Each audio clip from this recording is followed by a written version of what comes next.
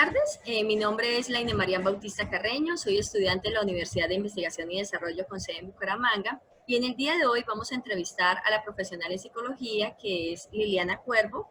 En el caso de hoy, Liliana nos va a dar unas pautas, ¿cierto?, de qué es lo que se debe hacer en una entrevista para la atención de un paciente. Vamos a analizar preguntas como qué es la entrevista clínica, cuáles son los objetivos de la entrevista, qué diferencia hay de la entrevista clínica desde el enfoque cognitivo a otros enfoques. Así que le damos la bienvenida, doctora Liliana, y cuéntenos. Bueno, Laine, muchísimas gracias por tenerme presente en esta investigación, bueno, para tu estudio, para aportar a este rol, ¿no? El cual estás también entrando. Pues muy buenas tardes para todos. Mi nombre es Liliana Cuervo, yo soy psicóloga, soy egresada de la Universidad de Pamplona, entonces soy psicóloga con énfasis en psicología familiar. Tengo dos especializaciones, una es en recursos humanos, y la otra especialización es en seguridad y salud en el trabajo. Pues como pueden ver, realmente yo me he dedicado más a la parte organizacional, pero con mayor de los gustos yo voy pues, a tratar de dar, desde mi humilde conocimiento, aportar a esta causa, Laine. Muchas gracias. No, gracias a ti, Liliana, por esa buena disposición. Bueno, Liliana, para entrar en materia, entonces, según el conocimiento que tengas o lo que de pronto recuerdas haber visto en la universidad, ¿qué es en sí la entrevista clínica? Ok, Laine. Bueno, hay que partir de algo. Así como su nombre lo dice, entrevista es entrevistar a otro.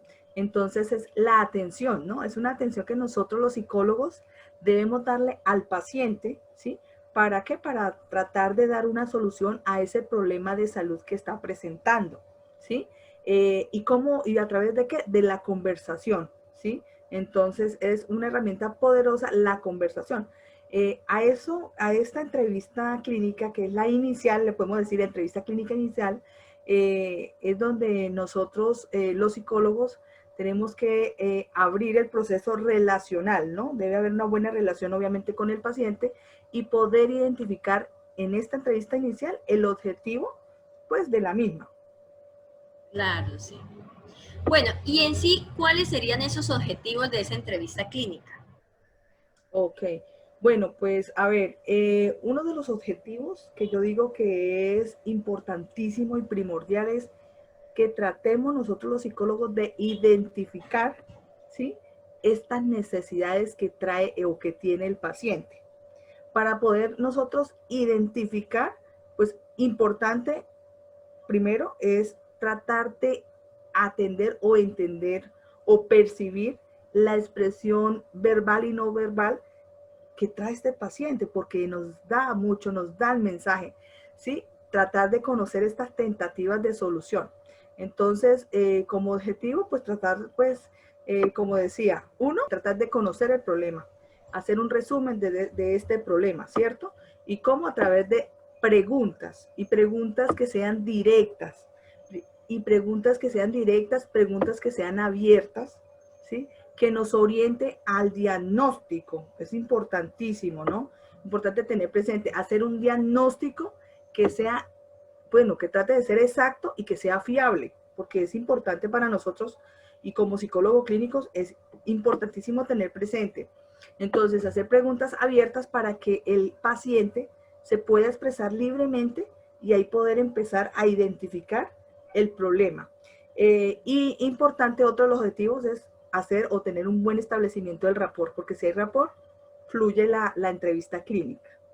Y me llama mucho la atención, Liliana, y me parece muy interesante eso, ¿no? Que debe haber una coherencia entre el lenguaje corporal y el lenguaje verbal, ¿no? Y me imagino que eso es algo muy importante que tiene que identificar el psicólogo. Me parece muy Sí, interesante eso. claro, Laine, entonces es muy importante estar muy atento, observar muy bien, porque nos está dando el mensaje, ¿ya?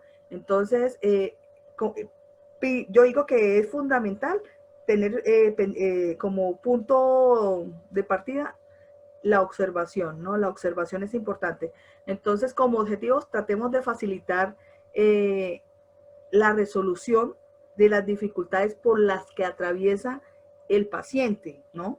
En ese Claro. momento. Listo.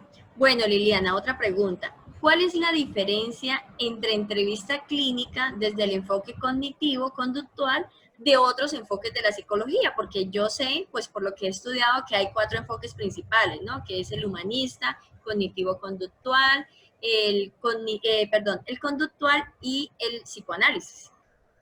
Sí. Ok, yo creo, bueno, para mí desde que hice mis prácticas y algunas oportunidades que tuve, eh, la diferencia, a ver, cuando hablamos de entrevista clínica estamos hablando de la paciente, de la persona, ¿no? Cuando hablo de otros enfoques, a ver, yo le nombraría como un enfoque sería el sistémico, que realmente es muy fuerte y me gusta realmente. Entonces, el sistémico, la diferencia allí es con la familia.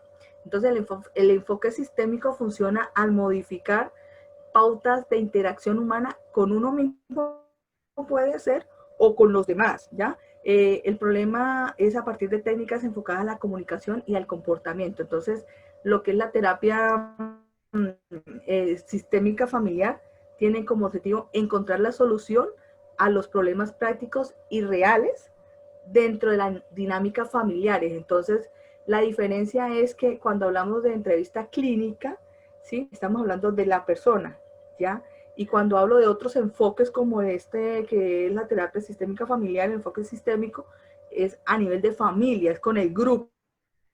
Ok, ¿Mm? está muy buena esa aclaración. Gracias, Liliana. Ahora, otra pregunta. ¿Qué aspectos son importantes a considerar en una entrevista clínica? ¿Cuáles serían esos aspectos que debemos tener muy en cuenta? Bueno, Laine, yo en mi caso particular, porque todos los psicólogos tenemos Claro. diferentes percepciones. En mi caso, Liliana, yo importante, desde que entran a la entrevista clínica, la observación es muy importante, ¿no? Entonces, el cómo entran, ¿sí? El cómo, bueno, cómo hablan, el tono de voz, importante, ¿sí? Te decía en la anterior pregunta la expresión verbal y no verbal, que también es importante. ¿Qué a otros aspectos? Que esté el paciente orientado, que esté atento, ¿sí? Porque realmente eso nos da también mucha información.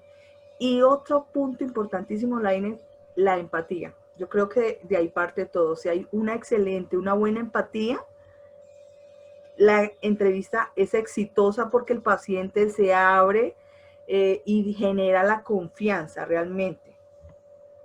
Sí, sí, sí, eso he visto, que la empatía, aunque por lo que he aprendido se destaca más como en el enfoque humanista, realmente aplica para cualquier enfoque. Realmente eso es lo que permite que el paciente se sienta como en esa comodidad de expresar lo que realmente siente. Claro, total, porque si tú le das confianza al paciente, él realmente te da la información que uno requiere. Y Claro. entonces es muy fácil de poder sacar el diagnóstico, ¿no?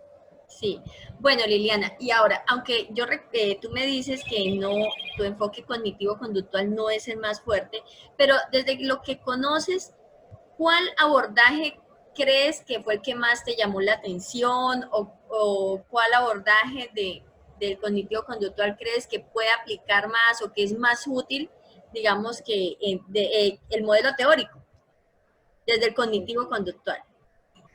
Bueno, recordando, Lainen, de los modelos cognitivos conductuales que combinan modelos de teoría del aprendizaje, porque cuando hablamos de ello es aprendizaje con aspectos del procesamiento de la información, Sí. pues en intento de explicar cómo interactúan las conductas, de poder entender el por qué se comporta de esa manera, ¿sí? Y esto viene durante las etapas que es de la infancia, de la adolescencia, porque eso no es así, eso viene atrás. Entonces el modelo conductual se concentra fundamentalmente en cómo, sí, cómo se comporta, en cómo aprende, en cómo adquirió o adquiere esta conducta o porque tiene este pensamiento, porque tiene estos miedos, por ejemplo, ¿no? Entonces, el modelo conductual, bueno, yo realmente en mi caso, como psicóloga, en los años que yo llevo, hay 2 modelos que me encantan, ¿sí? Que me encantan y de verdad tienen muy buena salida, muy buen éxito en mis casos. Uno de ellos, de pronto ya los viste en la universidad, y es el condicionamiento clásico. No, no sé si los has escuchado. Claro. El condicionamiento clásico realmente a mí me ha tenido realmente buenos resultados ¿Por qué? Porque yo lo he utilizado en fobias, ¿sí? Cuando el paciente tiene fobia, ha sido muy exitoso trabajar con este condicionamiento, ¿sí? Que es la teoría del aprendizaje realmente. Entonces, esta teoría, recordemos que es de Iván Pavlov, ¿no? Si recuerdas que es uno de los grandes, él trabajaba con Sí, las por supuesto. mascotas. Sí, sí, con los Ok. perros, el clásico de Iván Palop. Exacto, exacto. Entonces, él se centra en esos reflejos de los animales. Él nos hizo muchos experimentos que de verdad nos sirven a nosotros para estudiar. Y entonces yo he tomado este modelo, el condicionamiento clásico, me ha encantado y es para trabajar con fobias, te lo recomiendo. Y otro es el operante, ¿sí? El Claro. operante me encanta con niños, ¿sí? Con niños funciona. ¿Por qué? Porque este hace énfasis en recaer en qué, en la que la conducta y la consecuencia de sus acciones, ¿no? Es decir, si a una acción le sigue la recompensa o un refuerzo, ya sea, han funcionado muy bien. Sí, sí, la verdad sí he tenido la oportunidad, los dos, cuando vi conductual, los dos me parecieron muy buenos. Eh, Recuerdo mucho haber leído del operante y decía que el operante es muy bueno con niños, pero implica un compromiso muy, muy bueno de parte de los padres, porque si los padres no aplican bien las recompensas o los castigos, pues ese ejercicio, digamos que no va a cumplir con el objetivo esperado. Pero desde lo que pude leer e investigar, sí me pareció muy bueno.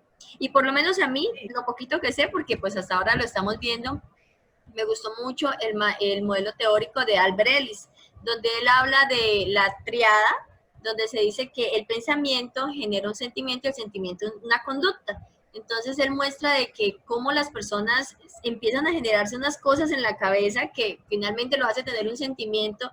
Me pareció también muy interesante porque sí pasa así, o sea, si uno se autoanaliza, uno dice, oye, si a veces uno le tira mucha cabeza a algo que pues que no se pueden, ¿cierto?, modificar y que de una u otra manera o se le genera angustia, o Claro, le genera, total. pero Esa triada también muy chévere porque, claro, ahí es donde entendemos que se piensa, luego viene la emoción, aflora la emoción y viene la reacción, ¿sí? Entonces ahí es donde uno entiende. Entonces, esto realmente así es muy lindo, ¿no? Muy lindo.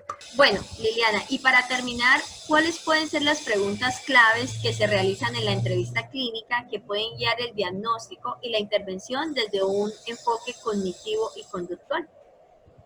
Ok, bueno, empezar con la recepción del saludo, ¿no? Es importante. Los datos básicos que es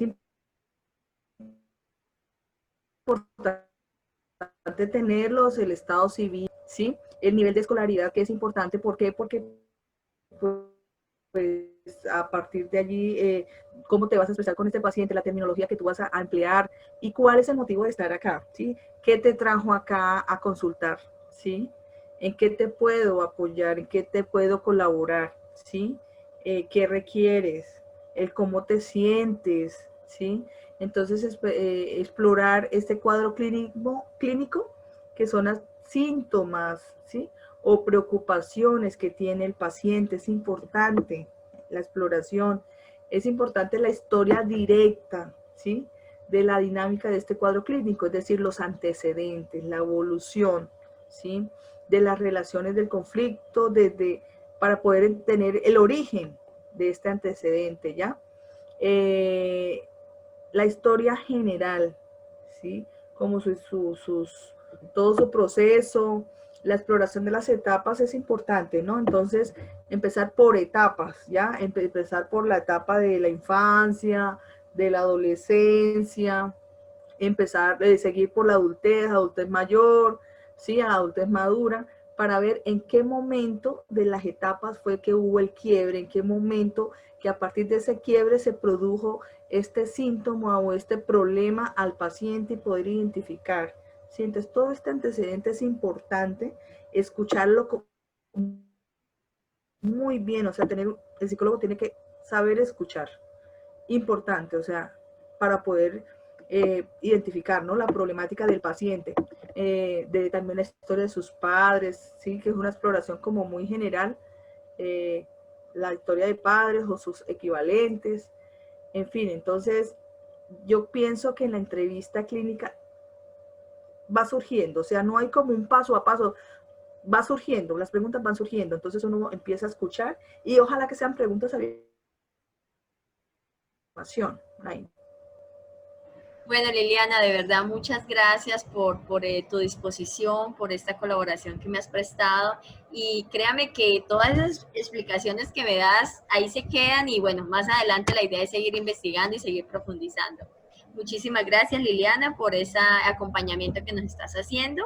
Y nada, muchas gracias, de verdad. Laine, muchísimas gracias a ti por escucharme. De verdad lo que de mi humilde conocimiento y bueno, que te vaya muy bien en este trabajo y bueno, como recomendación, amar la profesión, de allí parte todo. El amor Sí, es el ingrediente clave. Muchas sí. gracias a ti por estar en este momento. Bueno, gracias. Sí, la pasión se tiene, que es lo importante. Buenas tardes, mi nombre es Nidia Isabel Díaz Pérez. Soy estudiante de tercer semestre de la Universidad de Investigación y Desarrollo UDI.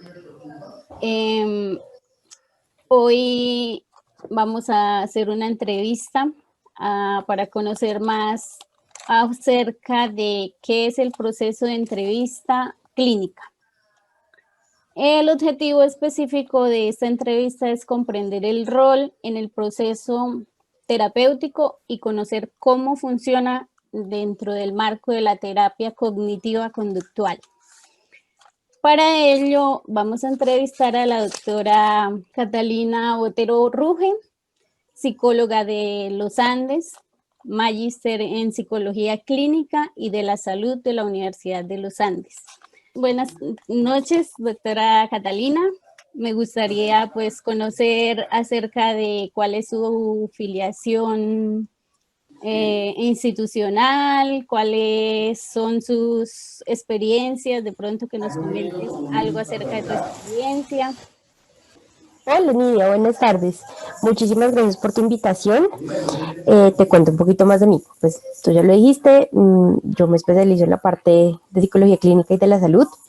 Actualmente trabajo con la Fundación Santa Fe de Bogotá, el Hospital Universitario, específicamente en el área de salud poblacional. Nosotros somos un área dentro del hospital que se encarga de llevar programas de salud a diferentes poblaciones a lo largo y ancho de Colombia. Yo específicamente trabajo con proyectos de salud mental. Actualmente estamos trabajando en un proyecto que indaga un poco sobre hábitos de consumo de algunas sustancias. También trabajo con todos los temas de prevención y promoción en salud mental, específicamente llevando información y haciendo psicoeducación sobre salud mental en diferentes poblaciones. Y también colaboro con un proyecto en el que investigamos un poco sobre inteligencia emocional en población infantil. Esas son pues, mis labores actuales. Sin embargo, pues, desde hace ya varios años estoy vinculada con diferentes instituciones y he trabajado en diferentes instituciones precisamente en estos temas, en llevar la salud mental a poblaciones que de pronto no la tienen tan a la mano y sobre todo en informar mucho a las personas y romper un poquito el estigma que existe alrededor de la salud mental, además de la práctica particular pues en la atención clínica. Ok, muchas gracias, doctora Catalina. Bueno, voy a dar inicio ya como tal a la entrevista. ¿Qué es la entrevista clínica? ¿En qué Bueno, consiste la entrevista clínica? de manera general, la entrevista para mí es una herramienta básica que cualquier psicólogo, independiente del área en la que se desarrolle, debe tener. ¿Por qué? Porque es a través de la cual logramos recabar información sobre los sujetos con los que trabajamos. Entonces, en este caso vamos a hablar de la entrevista clínica, sin embargo, es una herramienta que un psicólogo organizacional, un psicólogo social o una persona que se desarrolla en cualquier campo de la psicología debe tener. Es una de las estrategias de evaluación con las que contamos, digamos que para hacer un proceso de evaluación a una persona, independiente del campo en el que estemos, tú tienes que tener diferentes herramientas para lograr tener una visión completa de del usuario con quien estás trabajando. La entrevista es una de esas. ¿Por qué? Porque te permite el contacto uno a uno y te permite también entender un poco más el contexto de la persona. Entonces, creo que ese es como el punto principal de la entrevista y lo que es ese momento uno a uno en el que tú logras extraer información del sujeto con el que estás trabajando. Hay diferentes tipos de entrevistas, entonces tenemos desde las entrevistas estructuradas que, por ejemplo, se utilizan a la hora de hacer un diagnóstico clínico, que son las que nos presenta el DSM, en las que tienes pregunta y está absolutamente claro el formato y no tienes como campo para improvisar. También están las entrevistas semiestructuradas en las que tienes, por ejemplo, esta, como ciertas preguntas guía y a partir de eso pues vas intentando recabar más información. Y están las entrevistas no estructuradas en las que simplemente pues entablas una conversación con el paciente. Lógicamente uno como profesional tiene que tener una guía y un control de la situación pues para que la persona no divague y realmente respondan las preguntas que tú tienes, pero pues es mucho más abierta y se basa más en ir explorando pues a la persona con quien estás trabajando para comprenderla mejor. Ok. La segunda pregunta sería, ¿cuáles son los objetivos de la entrevista clínica? Bueno, digamos que el objetivo principal de la entrevista clínica es, como te mencionaba, la recopilación de datos sobre la persona. Tú, durante la entrevista, necesitas hacer las preguntas correctas para recoger la información necesaria para poder generar una visión un poco más completa de la persona con quien trabajas. ¿Y qué datos, en ese caso, qué datos nos extraeríamos de esa entrevista? Pues uno como terapeuta necesita comprender todo lo que sea relevante de la persona en relación con, digamos, el problema que la aqueja o la situación por la cual llega a consulta. Entonces ahí hay algo súper importante. Si bien uno necesita extraer suficiente información, toca tener muy claro cuál es el límite de uno como terapeuta. Uno sí indaga mucho en la vida personal de las personas, pero hay algo que es importantísimo y es delimitar la línea entre lo que yo necesito conocer y lo que ya es chisme. Pero eso no es lo mismo para todo el mundo. Como te digo, depende mucho del motivo de consulta de la persona y de la problemática con la que ingrese. Entonces, hay cosas básicas personales que tú tienes que saber de la persona. Pues sus datos de identificación claramente, su historial en salud mental es muy importante, su historial incluso en salud física también es fundamental para empezar a construir como este pequeño universo de quién es tu consultante. Necesitas también conocer un poco sobre su contexto, sus relaciones sociales, su red de apoyo, su contexto familiar, conocer un poco del pasado, pero relacionado a la problemática que te menciona.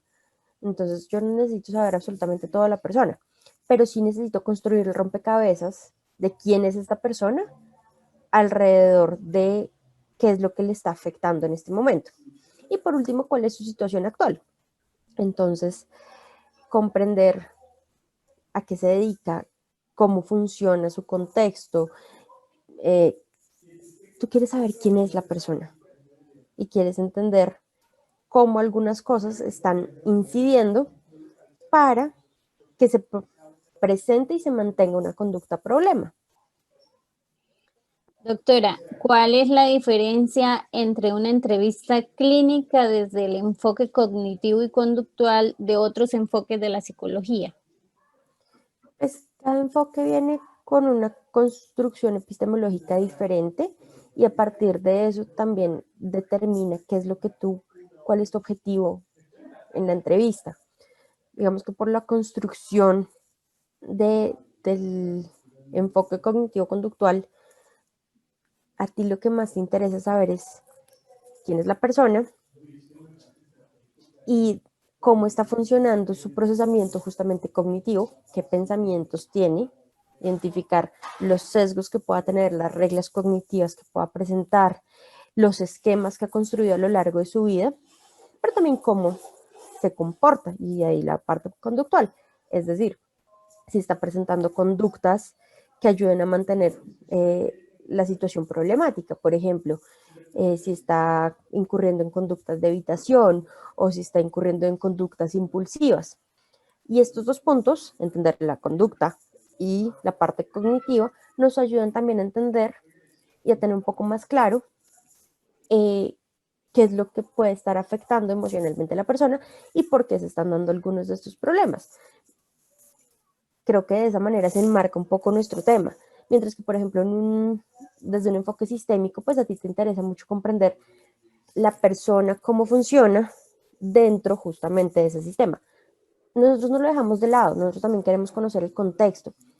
Sin embargo, muchas veces trabajamos más desde el individuo que desde el sistema.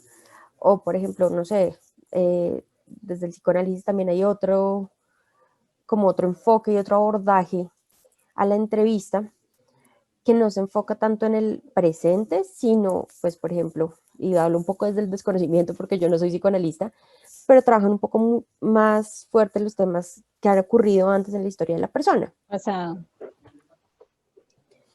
Exactamente, pero pues creo que eso es lo básico, como tú a través de la entrevista pones en práctica, digamos que o intentas entender a la persona desde la construcción de la corriente que sigas. Bueno, ¿qué aspectos son importantes considerar en una entrevista clínica?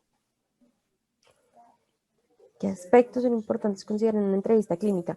Bueno, lo primero, y para mí algo que es fundamental, es que tú de entrada tienes que construir una buena relación con tu consultante. Es decir, tú no estás tratando con un objeto, es una persona, y es una persona que se va a abrir a ti a contarte una infinidad de cosas sumamente personales.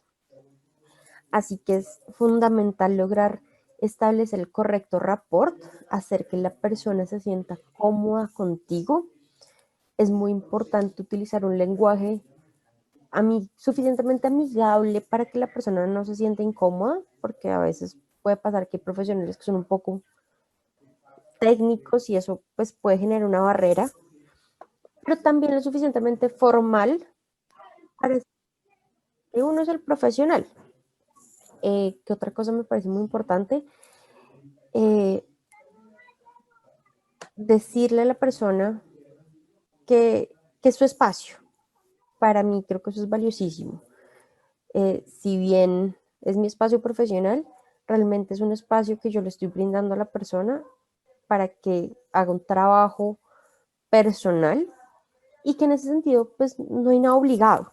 O sea, la persona está ahí porque quiere y el proceso y el éxito del proceso depende también de esa voluntad de trabajo que tenga.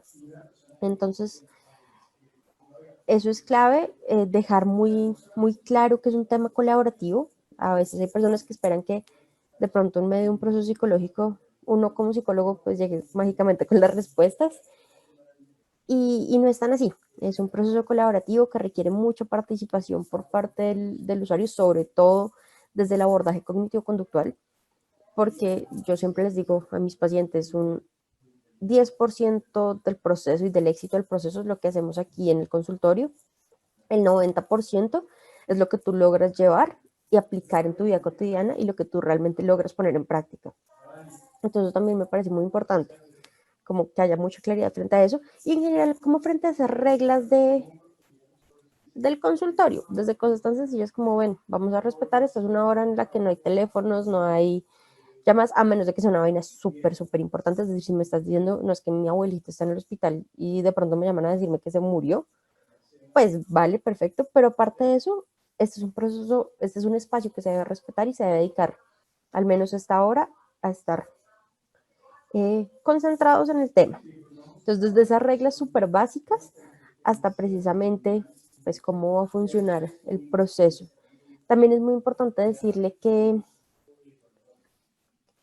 se sienta libre de expresar lo que esté sintiendo, es decir, que es un espacio que va a ser absolutamente privado y confidencial, que no hay juicios, eso es muy, muy, muy importante, creo que creo que no me puedo cansar de recalcarlo, en la entrevista nunca uno como psicólogo, como profesional, puede poner de por medio sus juicios personales y sus propias creencias. Uno tiene que dejarlas en la puerta al momento de entrar a consulta, porque a uno le van a compartir cosas, eso, sumamente delicadas y sumamente personales, y uno no puede levantar una ceja frente a ningún tema. Entonces, puede ser retador en muchos casos. Uno puede enfrentarse con personas que le cuentan cosas que pueden resultar súper chocantes, pues a nuestro propio sistema de creencias y valores. Y sin embargo, mientras esa persona no esté haciendo daño a ella misma o a otra persona, nosotros no tenemos por qué juzgarla. Y por último, eso, es muy importante dejar claro que esa confidencialidad tiene un límite y que nosotros, claro, tenemos un juramento y tenemos un compromiso a hacer valer esa relación terapéutica y a respetar en todo momento la privacidad de la persona. Sin embargo, en el momento en el que identifiquemos que existe un riesgo de vida de alguien, puede ser el consultante o alguien cercano, inmediatamente tenemos que levantar la mano y pues prender las alarmas, porque no solo por ética, sino también legalmente estamos comprometidos a salvaguardar la vida de todos los seres humanos. Entonces, me extendí un poco más, pero creo que eso es lo más importante como en este proceso. Tranquila, gracias. ¿Qué modelo teórico, cognitivo y conductual prefiere en su abordaje como psicólogo clínico? Bueno, creo que ya se notó un poco en una respuesta anterior, pero digamos que mi formación ha sido muy marcada por el modelo racional emotivo de Ellis. Esa para mí es la columna vertebral del abordaje psicológico. Me parece que no solo hace sentido para mí, sino que además en la práctica muestra que realmente sirve, es lógico, hace sentido con las personas. Así que, pues para mí, base clave en cualquier consulta, en cualquier momento terapéutico. No hay una presentación, un momento terapéutico en el que yo no hable del triángulo emoción, pensamiento, conducta. De hecho, lo mencionaste cuando dijiste que el psicoanálisis estaba basado más hacia el pasado de las personas que hacia el presente. Al ver Ellis, el enfoque de él es, el modelo teórico de él es más hacia el presente, el ahora. Claro, y es que, o sea, personalmente yo creo lo siguiente. El pasado de las personas es importante. Es fundamental entender para comprender el contexto y comprender qué es lo que ha traído a esa persona a hoy en día estar aquí. Sin embargo, yo no puedo actuar sobre lo que ya pasó. Yo no puedo modificar el pasado, pero yo sí puedo modificar el presente. Presente, sí, señora. Así que sobre eso es sobre lo que tenemos que trabajar día a día, trabajar sobre lo que está ocurriendo y cómo la persona está respondiendo al momento presente. ¿Qué importancia tiene el genograma familiar para el psicólogo? A mí me parece una herramienta muy importante, independiente de la corriente psicológica que sigas. Digamos que, lógicamente, para el enfoque sistémico, pues creo que el genograma es el equivalente a mi triángulo de emoción, pensamiento, conducta. Sin embargo, para todos tiene que ser fundamental porque, nuevamente, tú necesitas entender a la persona. Así que construir el genograma y entender cuál es el círculo, pero pues como este círculo social más cercano, cuál es esa relación familiar, pero además entender de qué manera el consultante se vincula con las diferentes personas de su grupo familiar, pues da muchísima información. Si yo identifico que la persona vive mamá, papá, hermanos, pero que con papá y mamá hay mala relación, con hermanos hay buena, empiezo a comprender también mucho mejor de qué manera puedo actuar y qué pueden ser algunas cosas que están afectando a la persona. Ya por último, ¿cuáles pueden ser las preguntas claves que se realizan en la entrevista clínica que pueden pues, guiar el diagnóstico y la intervención desde un enfoque cognitivo y conductual? Bueno, digamos que preguntas claves para una primera entrevista, por ejemplo. Yo siempre parto de, cuénteme quién es usted, es decir, cómo se llama, qué hace, a qué se dedica, cuénteme sobre su grupo social y familiar, cuáles son sus relaciones más fuertes, cómo tiene relación o no con su familia, etc. Cuénteme un poco sobre su pasado, como su historia en general. Cuénteme un poco sobre sus antecedentes médicos, porque esto te puede dar también buena información. Y ahí, pues yo parto con, cuénteme ahora por qué está acá. A mí me interesa saber, antes de cualquier cosa, entender cuál es el motivo de consulta de la persona en sus palabras textuales. No, yo estoy aquí porque de pronto peleé con mi mamá, porque la gente realmente, de primeras, su motivo de consulta no es tan claro. Es una historia. Entonces, comprender ese motivo de consulta, entender por qué la persona decide buscar ayuda en un profesional. Y ya a partir de eso también es importante empezar a trabajar, pues precisamente en comprender cómo se están dando los procesos cognitivos y conductuales de la persona. Entonces, por ejemplo, pues ahí uno entra a hacer la formulación clínica y tener en cuenta, no sé, los modelos de análisis como emoción, pensamiento, conducta puede ser muy útil, revisándolo en situaciones concretas. Entonces, cuéntame qué pasó en tal momento, cuéntame qué era lo que estabas pensando, cuéntame qué fue lo que sentiste en ese momento específico, para empezar a ver precisamente esas relaciones, qué tipo de relaciones se están dando con mayor frecuencia y lograr entender, digamos que, si, cuáles son las conductas en las que se manifiesta el problema, cuáles son esas conductas problema, pero también cuáles son las cosas que están de fondo y que están manteniendo dichas conductas problema. Entonces, para eso me parecen muy útiles estos, pues todos los diferentes, todas las diferentes herramientas que tenemos. ¿Qué? Se me fue la palabra. Para hacer un análisis de situaciones. Análisis. Le agradezco mucho, doctora Catalina, por haberme permitido realizarle la entrevista. También le informo que pues ya anteriormente le había enviado el consentimiento informado. Sin embargo, le vuelvo a recordar que la entrevista la debemos subir a YouTube, porque la debemos compartir en YouTube, entonces para que tenga conocimiento de ello. Listo, perfecto. Muchísimas gracias, doctora Catalina, nuevamente. No, Nidia, con muchísimo gusto. Gracias. Espero que haya sido útil y que te ayude. Muchas gracias. Que estés muy bien. Gracias, hasta luego. Que estés bien, chao, feliz tarde. Gracias.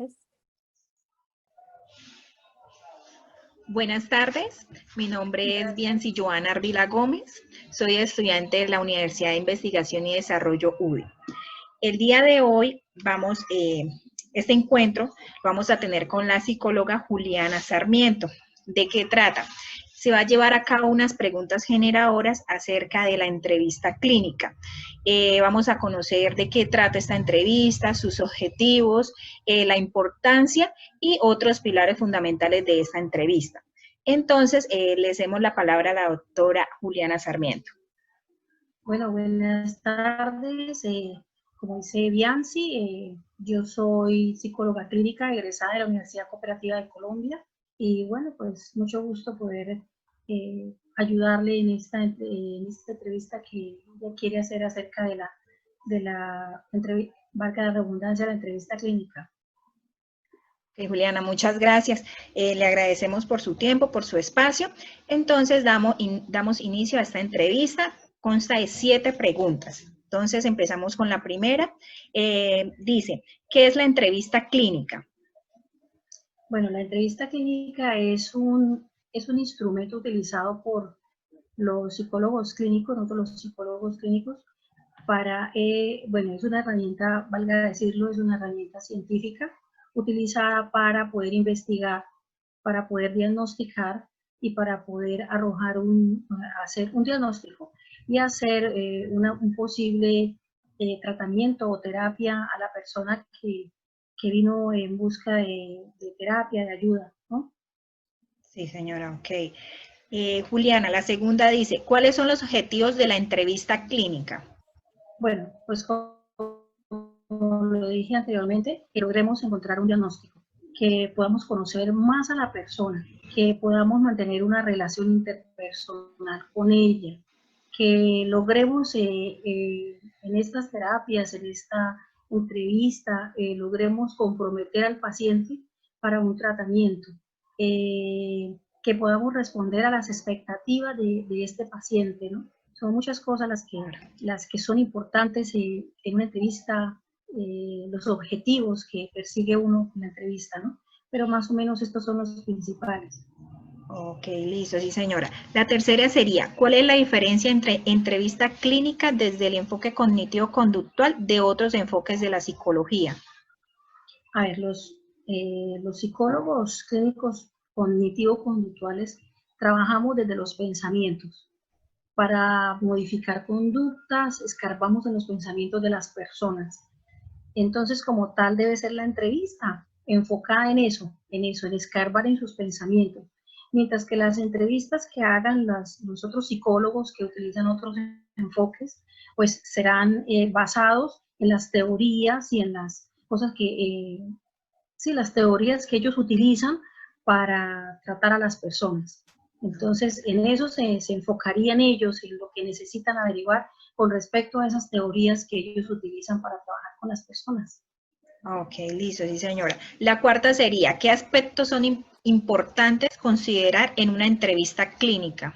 Aspectos como que podamos establecer un punto de partida en la relación terapéutica, que pueda desarrollarse en un tiempo que ya se fijó, una hora fijada, que tenga una intención, una finalidad esta entrevista, que podamos recoger la petición de ayuda de esta persona que nos busca, que podamos comprenderla, que podamos darle respuesta, que seamos empáticos, cálidos, competentes, que seamos flexibles y tolerantes, porque hay pacientes que de pronto tienen una personalidad difícil o de pronto de manejar, ¿no? Entonces, que seamos también honestos, que seamos éticos y profesionales, que sepamos escuchar, que podamos mantener la comunicación durante esa interacción que tengamos con esa persona y que sepamos hacer las preguntas. Esas son cosas muy importantes. Y otras cosas importantes que también deberíamos considerar es el espacio en donde nos vamos a reunir con esa persona, que sea un espacio limpio, que sea un espacio claro, que se preste para que haya privacidad, que no hayan ruidos, cosas que nos interrumpan, que haya presentación personal buena, una actitud buena ante las personas que recibimos. Son muchas cosas, de pronto muchas cosas más, pero bueno, esas son como una de las más importantes. Ok, sí señora. La quinta sería, ¿qué modelo teórico cognitivo-conductual prefiere en su abordaje como psicólogo clínico? Bueno, hay una teoría cognitiva de Beck, que formula 3 conceptos básicos, que son la cognición, que son los pensamientos, el contenido cognitivo y los esquemas. La cognición se refiere al contenido, proceso y estructura de la percepción del pensamiento. El contenido cognitivo es el significado que el sujeto le da a los pensamientos e imágenes que tiene en su mente, la forma como las ve, lo que él percibe. Para los terapeutas cognitivos, la interpretación que se haga el sujeto sobre un hecho tiene influencia importante en lo que siente, porque según como uno piensa, así se siente y por lo mismo y tanto así actúa. Entonces son tres cositas importantes. Y los esquemas, pues los esquemas son las creencias que ya tenemos nosotras ahí, nosotros ya ahí armadas en nuestra mente, en nuestros pensamientos, son los principios directrices que sirven para procesar la información que recibimos del medio. Y entonces, pues, así la persona actúa, como lo recibe, como lo siente, como lo percibe, así actúa. Entonces, a mí me gusta mucho esa teoría y me gusta trabajarla mucho con los muchachos con los que yo trabajo. Yo trabajo con muchachos, con chicos con problemas de drogadicción y me gusta mucho esta teoría cognitiva. Qué bueno, Juli. La siguiente pregunta sería, ¿qué importancia tiene el genograma familiar para el psicólogo? Bueno, esta es una herramienta muy utilizada por el psicólogo sistémico, pero es una herramienta también utilizada porque es muy buena. ¿Por qué?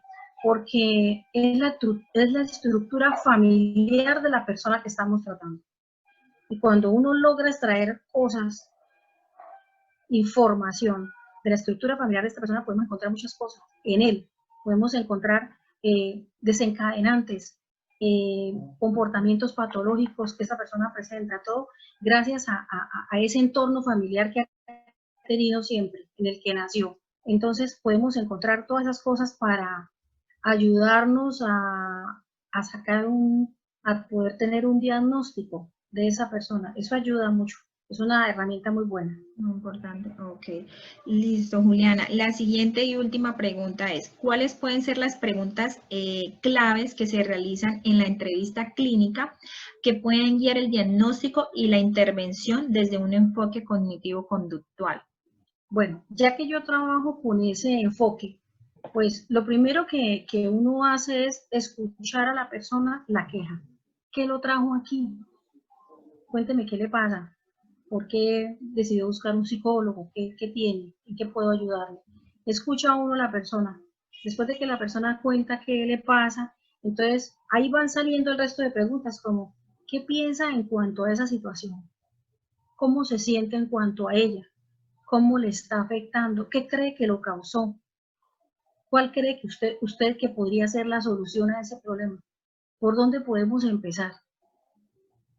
Cosas así por el estilo que se van dando a medida que la persona habla con uno y le va contando su problemática, le va dando su queja, y entonces ahí van surgiendo las preguntas, pero como, como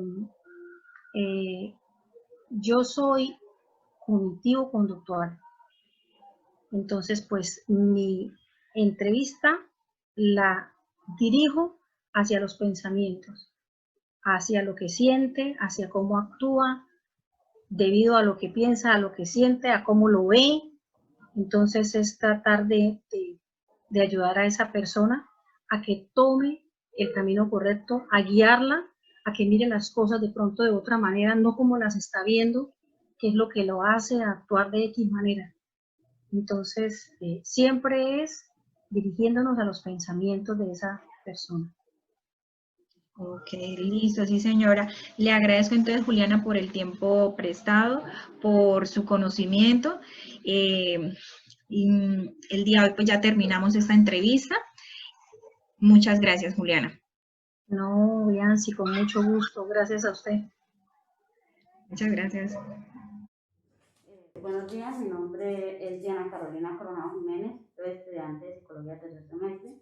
Hoy me encuentro con la doctora Laura Anzola, ella es psicóloga clínica y pues tiene su propio consultorio. Buenos días, doctora. Buenos días, Diana. Mira, los objetivos de esta actividad, lo que se busca con esta actividad es que cada estudiante de psicología pueda comprender de una forma sencilla, pero a la vez técnica, ¿sí? Acerca del proceso de la entrevista clínica con base a la experiencia de un profesional de la salud mental. El otro objetivo es que además de que el estudiante tenga conocimientos, aprenda a distinguir también cuáles son las diferentes entrevistas clínicas con respecto a los diferentes enfoques psicológicos que hay. Okay. Entonces, para usted, ¿qué es la entrevista clínica? Diana, la entrevista clínica es una técnica de evaluación diagnóstica, es decir, es una técnica que nos permite llegar a una patología, ¿sí? Es una estrategia de evaluación que nos permite llegar a una patología en un paciente. ¿Sí? Sí, señora. Entonces, ¿cuáles son los objetivos de la entrevista clínica? La entrevista clínica, como lo he mencionado, tiene, digamos, su objetivo general, llegar al diagnóstico eficaz, eficiente de la situación que presenta el paciente. Entonces estamos teniendo en cuenta que hay una sintomatología. Para que lleguen a psicología clínica quiere decir que hay una sintomatología.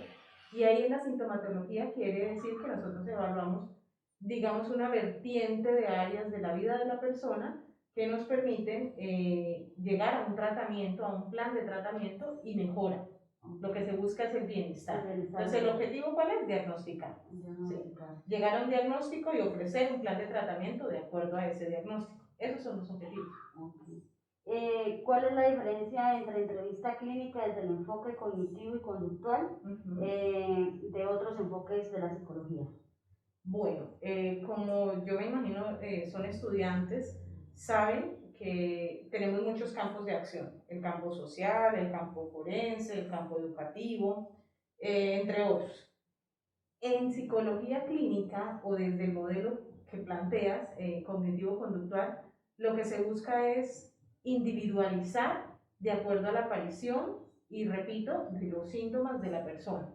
Entonces, todas las preguntas y toda esta técnica lo que gira es en torno a entender cómo funciona la psique del sujeto en el momento que tiene los síntomas, de quién está acompañado, ¿sí? A diferencia, por ejemplo, de una entrevista social. De una entrevista social yo me enfocaría no en la persona, sino en quienes están alrededor de esa persona. En el educativo, ¿en qué me enfocaría? ¿Cómo está funcionando su memoria, su proceso de aprendizaje? En el forense, ¿en qué me enfocaría? Digamos, si hay un contexto de ejecución legal, pues yo me enfocaría en dar respuesta a ese proceso de ejecución legal. ¿Sí? Ese de forense es muy distinto a la psicología criminal, ¿cierto? Sí, señora, claro. Uno va basado al enfoque legal y el otro es como más del estudio mental de... Digamos que no es que estén totalmente desenlazados, pero sí tienen sus campos de acción. Digamos que en criminalística lo que se hace es una intervención post-muerte.